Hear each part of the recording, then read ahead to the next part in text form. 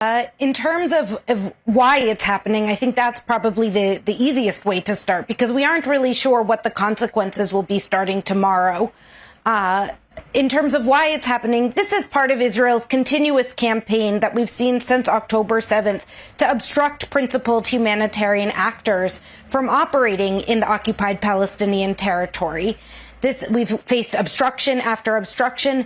Since March 2nd, dozens of NGOs like the Norwegian Refugee Council have been essentially barred from bringing in any aid into Gaza. We haven't been able to get in a single pallet directly by NRC since in 10 months, basically. And so this is just one more step to push out principled humanitarian actors, particularly those that speak out on behalf of the people who were there to serve, call for accountability for rights violations and violations of international law. And we know what happens when international principled, experienced humanitarian agencies are sidelined. We saw that this year with the GHF, where hundreds of people, thousands of people were shot, injured, and killed seeking food for their families.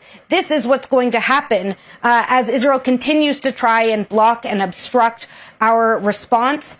We know that at least starting tomorrow, we will no longer be able to bring in international aid workers into Gaza.